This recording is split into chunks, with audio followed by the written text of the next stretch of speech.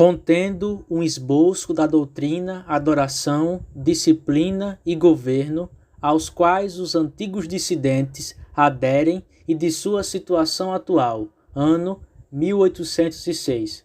A forma das sãs palavras que o próprio Cristo exibiu nos oráculos sagrados, os dissidentes sempre consideram como regra para sua doutrina.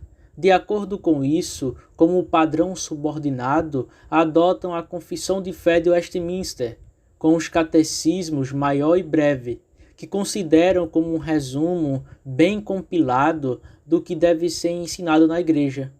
Essas doutrinas são geralmente distinguidas pelos nomes evangélica ou calvinista.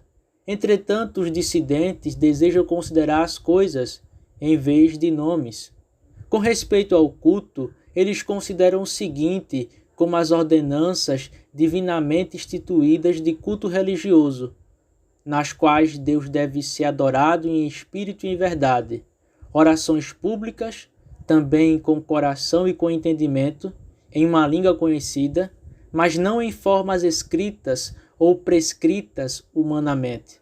Cantando salmos de inspiração divina e somente esses, lendo e expondo as Escrituras, pregando e recebendo a palavra, administrando e recebendo os sacramentos do batismo e da ceia do Senhor, juntamente com o jejum público e a ação de graças, conforme as circunstâncias da Igreja possam exigir.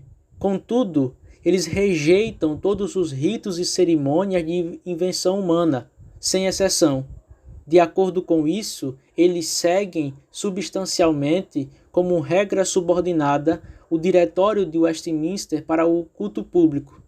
Para regular sua disciplina, tanto em matéria quanto em maneira, os dissidentes desejam cuidadosamente atender ao que o Espírito diz às igrejas, especialmente no Novo Testamento. Enquanto, de acordo com isso, eles recebem toda a ajuda que podem encontrar dos antigos livros de disciplina, da autoridade pública na Igreja da Escócia, juntamente com os atos e decisões da Assembleia no tempo da Reforma. E quanto ao modo de particular de proceder nesses assuntos, eles observam muito as mesmas formas de processo com as outras igrejas presbiterianas da Escócia. No que diz respeito ao governo da Igreja e à subordinação dos vários tribunais eclesiásticos, os antigos dissidentes são presbiterianos estritos, tomando de acordo com o melhor julgamento que possam formar deles, as Sagradas Escrituras como seu padrão infalível e em subordinação a elas, adotando a forma de governo da Igreja presbiteriana, acordada pela Assembleia de Westminster. Algumas de suas razões para preferir isso a qualquer outro modo de administrar os assuntos na Igreja de Cristo podem ser vistas acima. Os antigos dissidentes presbiterianos não têm nada para se gabar com respeito ao número de seus ministros ou pessoas.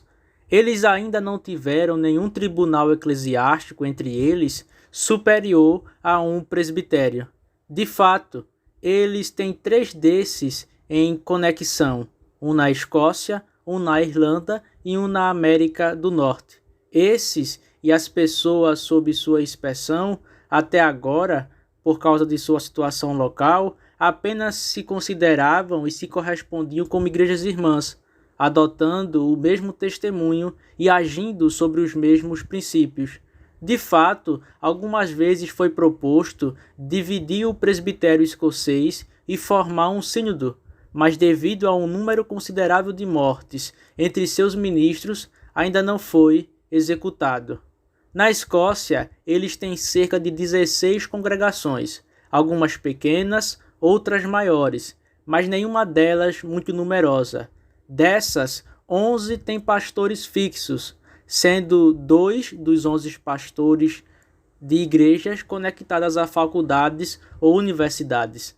O resto das congregações estão vagas no momento. Na Irlanda, eles têm 10 congregações, que têm pastores fixos e 2 vagas. Na América, 5 têm pastores fixos e 4 ou 5 vagas. O seu testemunho judicial, juntamente com as diversas defesas do mesmo, os seus termos de comunhão, acompanhados de explicação e defesa, juntamente com suas várias advertências contra o papado, contra os erros socinianos, unitários e contra alguns pecados e imoralidades predominantes, estão diante do público e podem ser consultados por aqueles que preferirem.